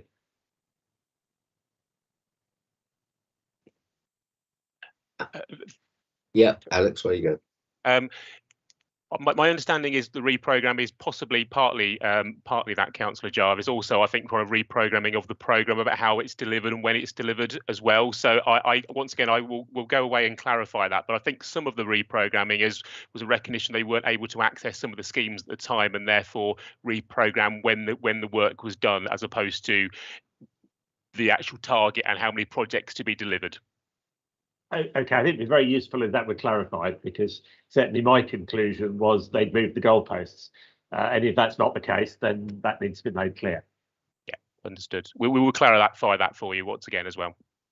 Yes, if I might just interject there, although I think every member in this meeting knows this, again, highways is another area of the council where we're under acute recruitment and retention pressure. I think a lot of the guys in highways are under quite severe work pressure at the moment. Okay, next hand is Sharon Taylor. Thank you very much, Chair. And my question was again on the children's services section of the report, and it was to do with there's a section at 216 which talks about children looked after not exiting care as quickly as they should do, and it refers to some delays in the court service. And I wonder, I know Scott spoke about this three-strand programme, with one being wider processes across SEND. I just wondered what representations we're making to the court service. It must be very distressing for those young people and their families if they're not, if it's a court process that's delaying them being able to exit from care when they need to be. So just a question about that, because clearly with the pressures we've got, we need the support of the court service to get this process moving as quickly as we can. The second point was around 3.1.18. I saw there's a dramatic drop in volunteering for the fire service, and I wondered if we had any understanding of why that would be the case. The next one is about 611, which is the cost of street lighting down due to LED lights being used. I'm very pleased to see that. We've been doing a great deal of work on violence against women and girls, and it's very clear that one of the real issues that make women feel unsafe on our streets at night is the fact that they may not be lit after a certain time at night. I know there's been some moves in this, but as the LED lighting has proved itself to be so much more economical, I wonder if we might have a look at that. If it's not going to be a massive cost to the authority to improve the lighting for particularly our urban areas. I know in rural areas there's a different take on this. Please can we have another look at it, because I get calls all the time from women in my community who don't feel safe on the streets at night after the street lights have gone off. So can we have another think about that? And the last one, I've got a question on agency spend, Chair, but I think that probably fits better in the resources performance monitor, so I'll save that one for a minute. The other one was 513, the information at bus stops. I'm just a little concerned to see that where that information is not provided directly at bus stops, we're relying on smartphones. A lot of our bus users are older residents who won't always have access to a smartphone. And anyway, I don't think we are making it clear enough to bus operators the importance of notifying or putting into the system when a bus is delayed. I've had lots of instances recently of residents complaining that their buses have just missed out. And in my area, where I live, they're only every half hour anyway. So if you miss 2 out, that's over an hour and a half's wait for elderly people. And in the cold weather, that's really unacceptable. So it's, you know, I do think we need to impress on bus operators the importance of getting this information through quickly, and we shouldn't be relying on smartphones. Thank you, Chair. Thank you very much, Sharon. Very helpful that you batch up all your questions together. Much appreciated. Thank you. Alex, Zara, over to you. Thank you, Chair. In terms of the CLA Children Looked After one, I saw that Scott came onto the screen, so I'm not sure if you'd like to address that one. Yeah, thanks, Alex. I would need to get some details, certainly from our legal colleagues, and understand that that's not been within the scope of our review to date, but it is an absolute valid point that we need to follow through. So we'll get an answer from you, a written answer back to councillors. Thank you. In terms of your other questions, Councillor Taylor, I think certainly the street lights one, I think that's perhaps one we might you may wish to consider to refer to the appropriate cabinet panel. We won't have the information to hand, and I suppose it's more of a request for sort of to be considered, isn't it? But I think your point is was made, and also the bus information as well. I think that's one we probably need to refer to the appropriate colleagues and officers and possibly panel. I would just mention though, in terms of the volunteering hours, in terms of the community protection and fire service, I think there's a couple of points here. One is actually, I think, a number of kind of volunteers until recently, and possibly may well continue to do so, were kind of redirected over to the vaccination sites. So that's kind of meant that some of their supply of kind of volunteers has been redirected elsewhere to other priority projects. I think the other thing is that actually, as we often know with volunteers, they tend to come from a certain cohort or kind of the population or the community, and I think there was at least a number of kind of volunteers, perhaps some of the more active ones are of a certain age or a certain health disposition, which meant they've had to sort of be more cautious, or have been more cautious with their behaviour and volunteering than has been in the past. But I understand that the hope was, in terms of Q3, and we'll see how that comes through, that actually with the kind of well, at least what was the kind of the reducing of time at the vaccination centres, that they were hoping that volunteer hours would start to increase again. Thank you. If I could just come in there, Alex and Sharon. Certainly, insofar as Sharon, you raised questions which might be more appropriate for another panel, we will make sure that they're referred on to the appropriate panel. Absolutely. Thank you. Okay, we've now got Tim Williams. Thank you very much, Bob. I just wanted to make a comment really just on one of the items here. It's on Agenda Pack, page 128, section 2.1.2, the rate of referrals to specialised children's services. I do appreciate that basically the relevant officers aren't really here to answer the question sort of thing, but it's as can be seen, the rate has risen quite a lot, quite dramatic really, especially up being hopefully the tail end of COVID. And basically, yeah, and it looks like there's more sort of complex issues.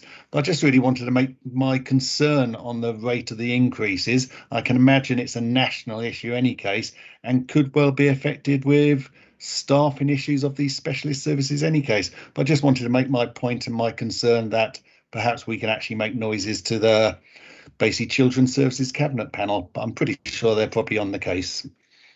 Yes, if I might come in there, Alex, of course you can follow up if you wish to, but Tim, you're absolutely right to say that this is not at all unique to Hertfordshire. This is a national state of affairs, and you're absolutely right to say that the Children's Services Department is absolutely alive to the issue.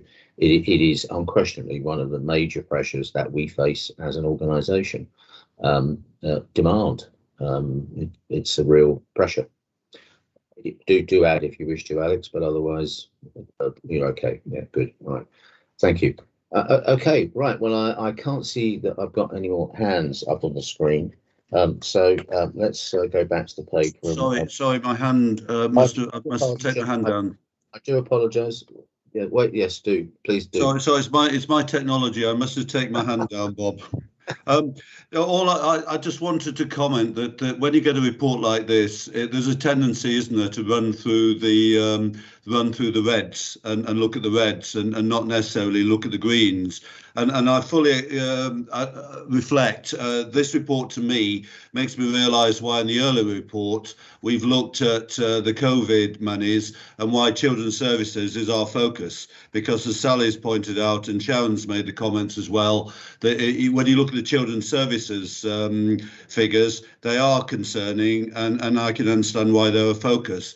But I also look at the adult care services and look at some of those green indicators. Now, my question really is about 1.1.7, which is the percentage of older people at home 91 days after leaving hospital, that's on the green. And we hear a lot in the press about the pressures on our health service and the bed blocking side. Yet this looks a positive situation. And I just wondered to ask the question of what steps we're taking to help clear the beds for the hospital, because this looks a very positive figure, that once we've got them out of hospital, we're looking after them well. And again, as you say, that might be something for the adult care services, but I imagine that the accountants are aware of some of the pressures on the budget, and as we've seen, the adult care services has taken 20 million of the COVID fund. So I just wanted some comment on how well are we managing some of those pressures that we're seeing.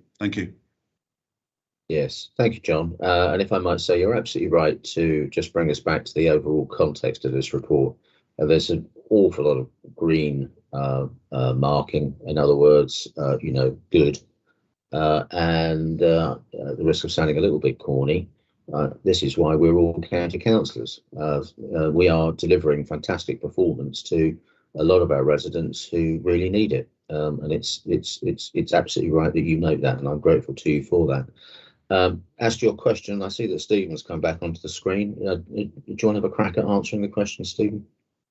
I mean, not necessarily about the specifics in adults, but actually probably just to agree with the general point that John made about how that COVID recovery funding and the strategy alongside it, the £9.7 million of investment, in a lot of cases, you can almost link what's happening and what's being reported in the performance report with where that investment is going. So just a few examples in here. I think we've got one about adults with learning disabilities and their routes into employment. I think that one was showing as red. Actually, that's an area where we are investing money. Actually, referrals to the money advice unit is green, but that's because those referrals are increasing. Actually, very much linked to some of the points I think Councillor Taylor was making earlier about access to grants and support and getting that moving early. So again, another area where the COVID recovery money is going in, because we've got to help meet that demand and support. So it was slightly more of a general response and agreeing with the point around how that COVID recovery funding is aiming to tackle some of the issues we've got here, maybe rather than the specific around adults. Thank you, Stephen. John, you want to come back? You okay? No, I'm happy with that. I think it's for me, it was interesting as the point Stephen made of matching our reds and greens on here against where our money was going on the COVID recovery fund. And it's good to hear that we're directing the money towards those places that are potentially red on here. And I think that's a positive statement coming out of the finance department. Resources are being made available to tackle the specific problems that we have. And I assume that's what I've heard from Stephen. I'm sure he'll contradict me if I've got it wrong. But I think from the finance perspective and our panel's perspective, that's a positive message. Thank you. Yeah, absolutely. Yeah, that's exactly the case.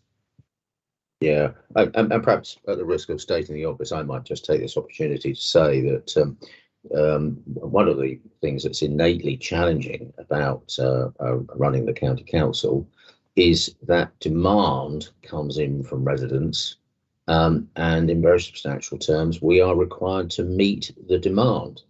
If we were a commercial business, demand would be wonderful because we could charge for a provision, but that's not the business we're in. We're a county council. So a lot of the challenge that we face arises because demand comes in from our residents and we have to find a way to meet it. It's innately challenging. Okay, so with apologies for having missed you the first time, John, I'm now going to move to the recommendation, if that's okay with everybody. This is item 4 of the agenda, and the recommendation that I'm going to ask you to vote on through chat is as follows. The Resources and Performance Cabinet Panel is invited, A, to comment on the recommendations on any performance, project, contract and risk or audit matter outlined in this report. B, to identify further actions to address any performance concerns raised in the performance monitor. And if I could ask you just to go into chat and provide the required comment, please.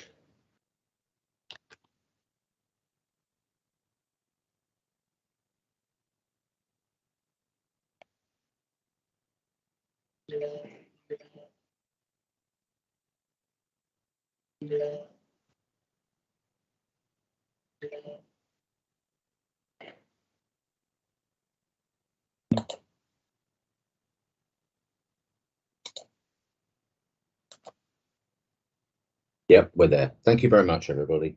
So that's item 4. We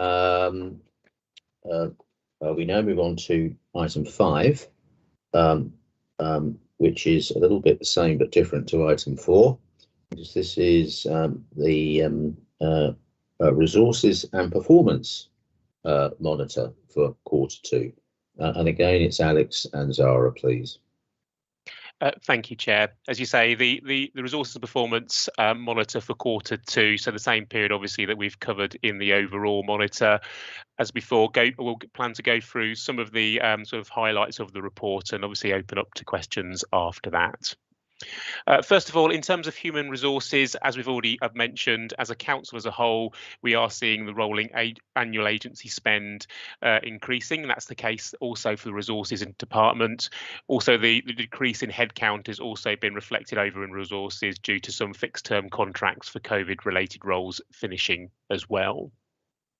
In terms of assurance, at the end of Q2, the Shared Internal Audit Services delivery of the County Council's audit plan was slightly below profiled target and clearly will need to be monitored as we progress nearer towards the end of the financial year. The number of fraud referrals also increased in Q2. This does include a significant number of matters relating to adult care services, which tend to be more complex and consequently take longer to investigate. Over in property, income for the rural estates is on target, but the report does show the income for Abel Smith House being below target. This is due, I understand, to a delay in getting a new lease agreed for that building and in place.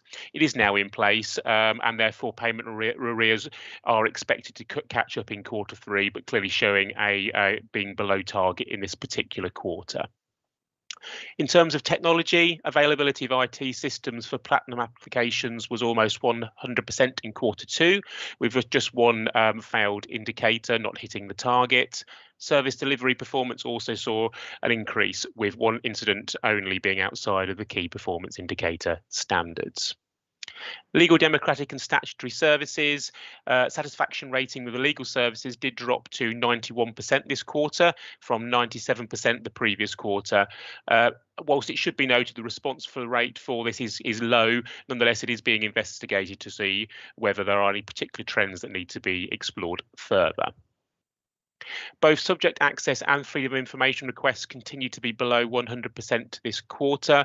This, I understand, is both due to an increased number of requests in this area, leading to a high workload, but also some recruitment and capacity issues in that service as well. The income, though, in registration services has remained at a high level.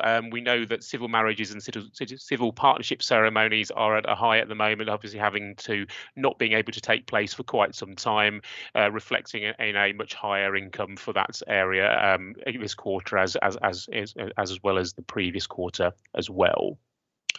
Timeliness of inquest cases also improved this quarter. We know there is a significant backlog as a result of the pandemic. The coroner service is now operating 5 days a week compared to the 3 days it usually does, hasn't engaged assistant coroners to hear additional court dates as well to address that backlog or start to address that backlog. Over in customer community engagement, I've already mentioned the customer service centre, so I won't sort of go into that again. But in terms of communications, the average multimedia score was lower than Q1, but more positively, the email bulletin subscribers did see an increase this quarter. That's where I'll leave it, if I may. But as before, happy to take any comments or questions. Thank you very much, Alex. I think we already know, because Sally dropped a hint, that you might have a question in relation to agency spend, Sally Symington? Or am I putting words in your mouth? I think that was me, Chair. It Okay, was Sharon, but actually I also have one. Sharon, I'm happy for you to go first. No, you go first, Sally. Well, mine is a simple one, and I hope it doesn't preempt yours. But thank you, Chair, and thank you, Alex. My question about agency spend was obviously the increase. Can you break it down between additional number of agency staff members and the actual wage increase, the wage pressure on the agency spend, which you refer? Because presumably the number you've presented is both. Thank you. Well, I haven't got the breakdown of that in particular, other than I know that basically spend is going up because we need to sort of fill more roles. I suspect there may well be inflation in terms of costs as well, but I don't think we've got that to hand. But I think more broadly, just indicating that the difficulty of the buoyant employment market means it's much harder to recruit to a whole range of roles, which are generally being filled by agency spend as opposed to kind of normal payroll. Well, yes, thank you. But I guess what I'm saying is it would be useful to understand the breakdown between those two. So whether it literally is a straight switch from, because obviously we've got the numbers elsewhere for staffing within Herts County Council. So are you just literally, is it just a straightforward, we can't keep them in the council, retained by the council, and they go through agency and we have to end up paying them a lot more because the agency fees have gone up? Or it's to understand kind of the movement between those two, and for one it is broken down and for the other it isn't. Sorry. Yeah. So that was my question, is if we can have that figigure. So thank you. Alex, we can provide Sally with a response afterwards. I think I'll take your point, Sally. I mean, I think the key, to use a horrible word, takeaway, is absolutely unquestionably we are under pressure when it comes to recruitment and retention. And of course, if we, insofar as we are, but we still need people to do certain functions, we've got to get them from somewhere, and hence agency. But it's an important indicator. There's no doubt that in a perfect world, we would like agency spend to be low rather than going up. No question. Yeah. Okay. Well, thank you. Thank you, Sally. Okay. Now, Sharon, I think it's your turn now, Sharon. Thank you, Chair. And just on the same subject, obviously 3.8% of the pay bill, we know it's very unlikely you'd never get away with no agency spend. It is sometimes critical to bring people in to fill for gaps, but it's not, generally speaking, agency spend is not good value for money, because you've got your agency fees on top of the money that we'd be spending on salaries. There's a very good section in the report that outlines what the reasons for the increase in agency spend is, but what it doesn't say is anything about whether we can or are doing anything about it. And I'm interested to know whether, I don't know if you have a sort of performance clinic type approach in Herts County Council, but I just wondered what you're looking at in terms of ways of tackling this, because it's going in the wrong direction, has been since the beginning of the last financial year. So what's being done to try and tackle it, Chair, is my question. Thank you. Alex, I'll give you first shot at that. I mean, I can offer some comments to Sharon, but yes, I think other than what I would say is, and I know HR colleagues are working very hard to try and kind of find different ways to recruit to some of these very hard to recruit roles. It may well be that it's a topic to be considered further by this particular panel, but as you say, there are various kind of mechanisms in place to try and kind of recruit, especially to things like adult care services and children's services. But once again, we can certainly provide more detail after the meeting. Yeah, I mean, I think I might just add again, at the risk of saying the obvious, that it's a benchmark that we are very alive to. HR is very alive to it. They are permanently endeavouring to have a relatively lower agency spend than higher. Of course, one of the areas where we're under great recruitment pressure is in adult care. And of course, we've just made available £8 million in order to incentivise people to join us, and more to the point, stay with us in adult care. So, you know, the issue is definitely receiving attention, but there's no question it's a challenge. Steve Jarvis. Thank you. Alex mentioned a decline in satisfaction in legal services in section 6.1, but I noticed there's also a decline in chargeable hours in 6.12 and in delivering responses in 6.14.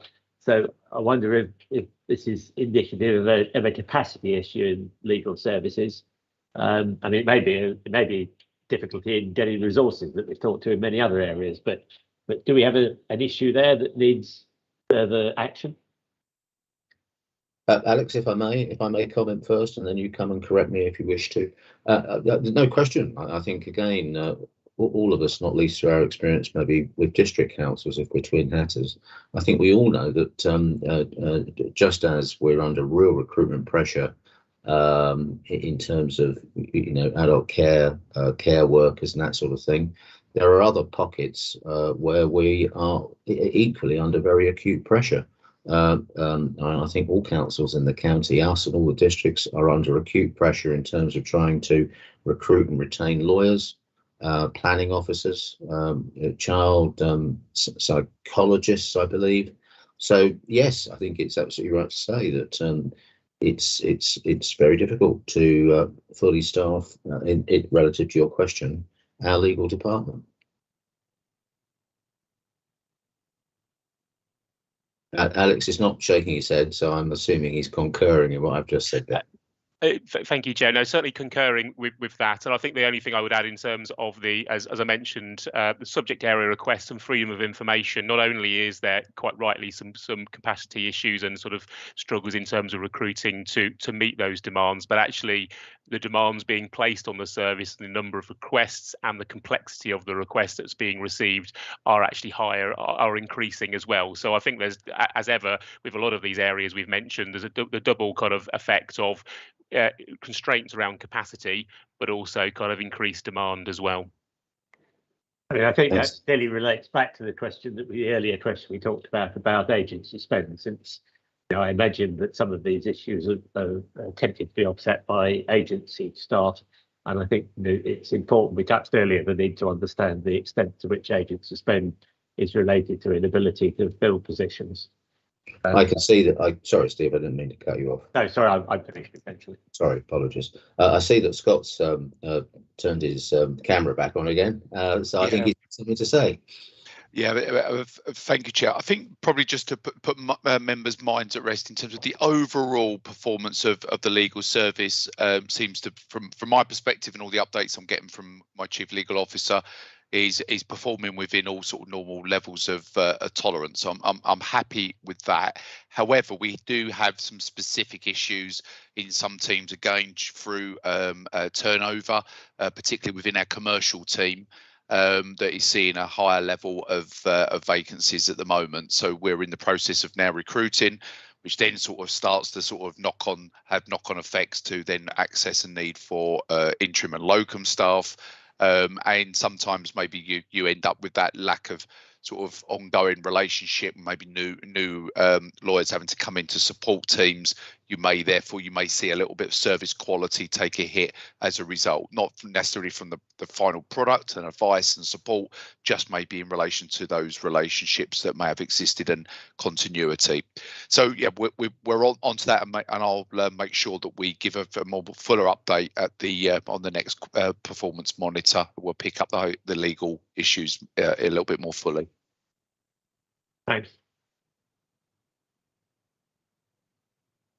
Thank you, Scott, for that kind. If I might just mention, just to take another example, our customer call centre has had a tough time in the last few months with retention and staffing. And I know that we have officers here who have worked extremely hard to get on top of that, and they have succeeded. And the performance of the CSC today is extremely good. Just in case people are unaware, the CSC takes about 600,000 calls a year. So it's a very important front of house operation that we have. So, you know, in general, there's obviously an ebbing and a flowing, isn't there? But officers are very alive to these sorts of issues and are definitely working hard to get on top of them. Okay. Oh, I see. I've nearly made the same mistake again, but I'm not going to this time. Ken Crofton, you've got your hand up. Well, thank you. Yeah, there's one encouraging thing in the graph we see in there about the apprenticeships, and it's quite clear that we're running at about 187 apprentices and 665 new ones in Q2. That has to be the way forward. It is such a negative thing just to be a parasitic organisation where you go into the market and try to pinch people, you know, and outpay them to encourage them to come and work for us with all the benefits and pleasures of working for Herts County Council. But it is so important that the apprenticeship scheme is expanded to make certain that we pitch them into adult care services, and we pitch them into highways and all the suffering areas where we're trying to find people that are already highly regarded in the industry. And so pinching them away is such a negative thing. We need to bring in loads and loads of apprenticeships in all the struggling areas so that we can bring them forward and be useful in 3, 4, 5 years' time. So it's good. The apprenticeship scheme is excellent, but it must be expanded. Thank you very much. I've got a bit of echo coming in here. Oh, yeah, I hope you can hear me. Thank you very much, Ken. That's a very, very well made point. Personally, I would completely agree with the substance of the point, which is that apprentices, you would hope, would be a pipeline for long-term recruitment. But I think simply in terms of apprentices, Hertfordshire County Council has an absolutely established reputation of being one of the leading employers probably in the country when it comes to being supportive of apprenticeship schemes. Certainly in the world of local government, we're highly regarded for the work we do in the area of apprentices, and it's an extremely good thing. So thank you very much for making the point. Okay, I'm now looking at my screen. I can't see any more hands, so I think we can now move to a vote. So this is the recommendation in respect of which we're required to vote. The Resources and Performance Cabinet Panel is invited, A, to comment on the recommendations on any performance, project, contract and risk or audit matter outlined in this report. B, to identify further actions to address any performance concerns raised in the performance monitor. If I could ask you all to go into chat in the normal way, please. Thank you.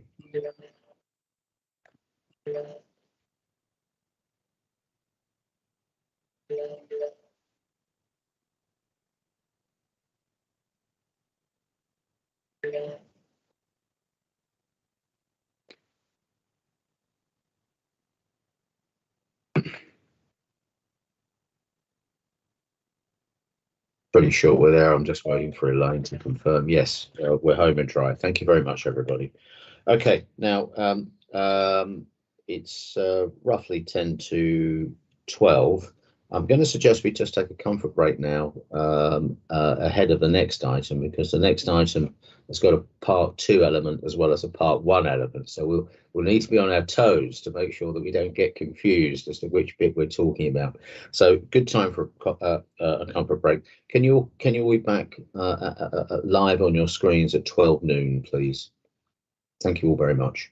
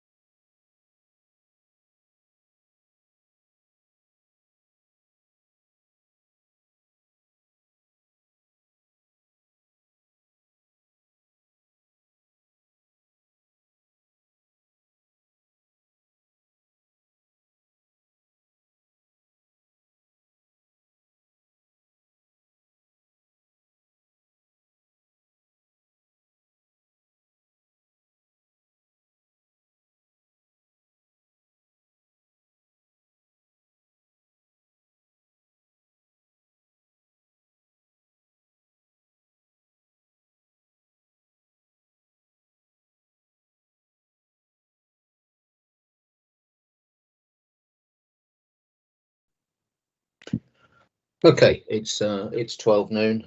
Welcome back, everybody. I believe the live stream is now working again, so hopefully if there are members of the public watching, you're back with us as well. We're now moving on to item 6, which is a recommendation to change a decision within the next generation outline business case. Excuse me.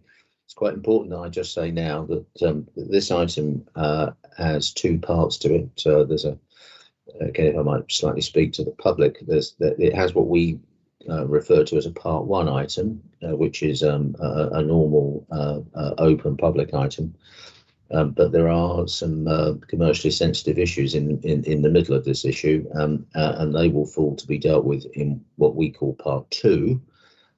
Part 2 is an aspect that is not available to the public.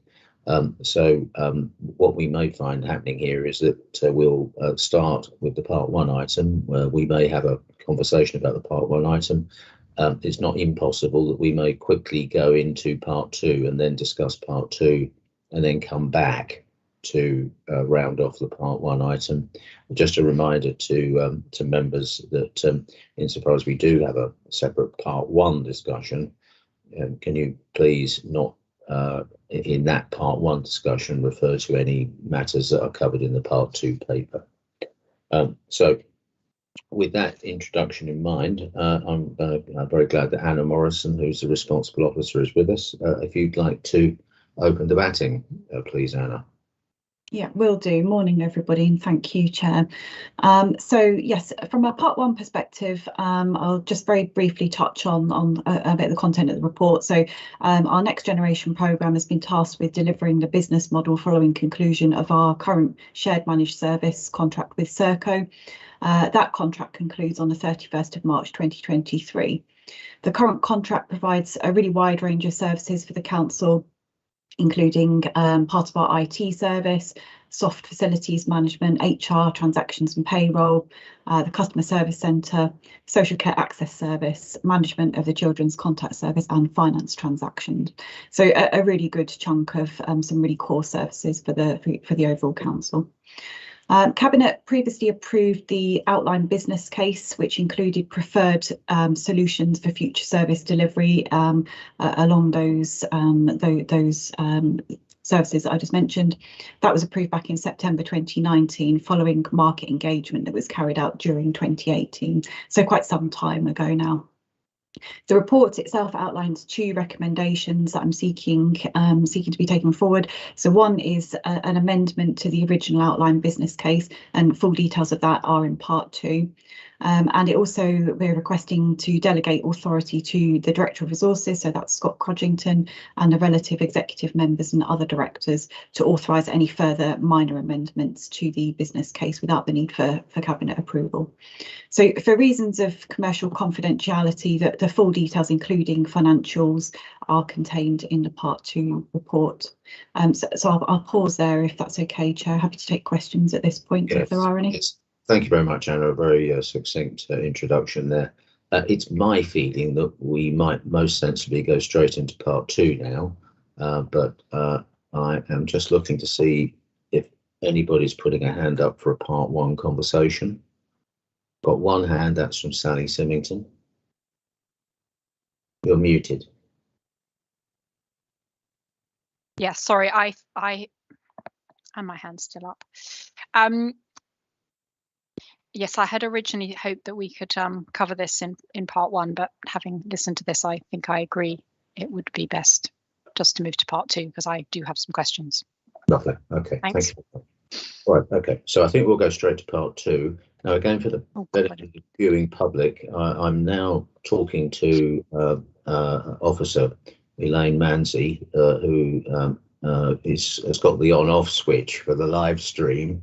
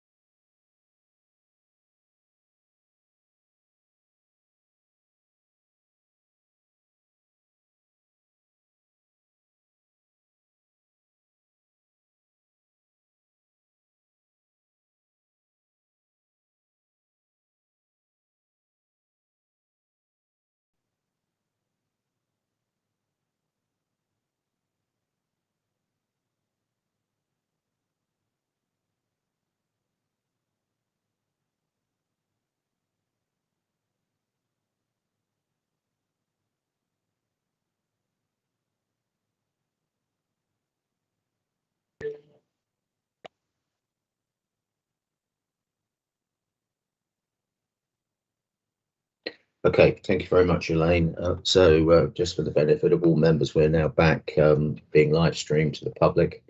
For the benefit of the public, we've had our discussion on the part 2 item, and we're now coming back to the part 1 item. I'm anticipating that there won't be any further discussion now on the part 1 item. Although I see that Sally's got a hand up. Is that a new hand or an old hand, Sally?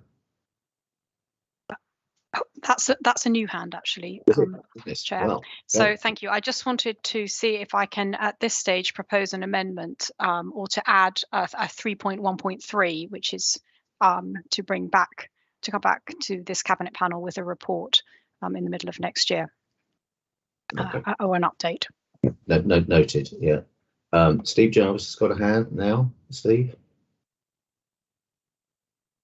Yes, I note that the report says that there has been no work done on the Sustainable Hertfordshire Impact Assessment, which I think is a little concerning, because we're talking about a process that's going to have a significant impact on the way that the council runs for potentially a long time. Now, it may be that the Sustainability Impact Assessment doesn't identify any significant issues, but my understanding was that the council was concerned about its sustainability, and it really ought to be, considering the impact of these things. Now, I appreciate that we started the process before that was required, but we've heard that the process of going out to the market is something that's going to happen next year, and the business cases are going to be revised. So it seems to me to, apart from anything else, send entirely the wrong message about the council's commitment to its sustainability agenda, just to say we're not going to do a sustainability assessment on all this. It seems to me that that's not the right way to approach it. Steve, thank you. Point taken. Before I ask any officer to respond, I'm just going to take Sharon first, because I've just got this feeling she may be going to make a similar point. I don't know. No, I thought Steve was going to second Sally's proposed amendment to the recommendations. As he didn't, I'm happy to do that, Chair. Okay, all right. Well, if I go back then to Steve Jarvis's comments, yes, absolutely, Steve. I mean, we all know that sustainability is absolutely one of the priorities of this council. I'm sure that in the way this comes across in the paper, it's not at all intended to just fob off sustainability. I don't know, Anna, whether we can formulate something in relation to sustainability that makes sure that we are in line with the priorities of the council. Yes, so chatting with the project team offline, we will undertake, I suppose, a light touch sustainability impact assessment on this. So service by service, as they go through a review of their position, we will ask them to undertake that in consideration during that process. So yes, we will pick that up. Thank you. Very much. Okay, now in relation to the suggestion that we should add a 3.1.3, I'm advised by officers that the point's fair enough, but it is not a point that would go to cabinet, so it doesn't quite fall to be a 3.1.3. I think the point's well made. It's taken on board. I think Anna indicated in a response that some form of report could come back to this panel in, say, 6 months' time, that sort of order. That's, I think, what you said, wasn't it, Anna?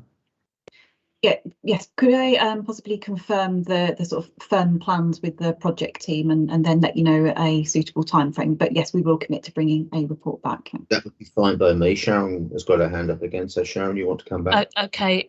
Can we have that recorded in the minutes then? If it's not going to be recorded as a further recommendation, please. Yes, absolutely. It will be recorded in the minutes as an action. Good. Your hand's gone up again, Sharon. I think you maybe didn't mean to put it up again.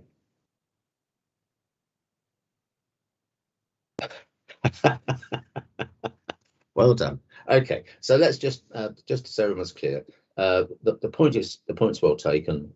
In principle, there will be a report that will come back to this panel at an appropriate point in the future. At the minute, we're not quite sure whether that would be 6 months or plus or minus. Anna's going to go away and talk to her colleagues and think a bit about that. But the point is taken on board, and it will be minuted. It will be an action that there will be a report that will come back to this panel in six months plus or minus. Okay. So what we now have to do is we now need to take up the recommendation in the Part 1 paper, which I will read, this is as follows. The panel is invited to recommend to Cabinet that it agrees the amendment to the Next Generation Outline Business Case as detailed in the Part 2 report, and agrees to delegate to the Director of Resources in consultation with the relevant executive member and departmental directors to authorise any further minor amendments required to the OBC without the need to seek Cabinet approval to such minor amendments. If I could ask you all to go into chat and vote now, please.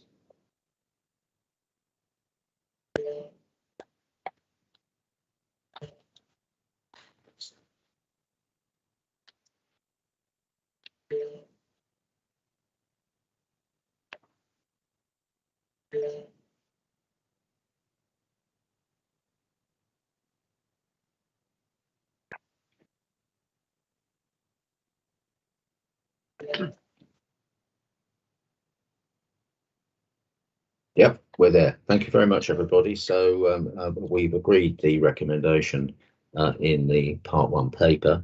So that now means we only have one other item, I think, on the agenda, which is item 7, which is other Part 1 business, and there is none.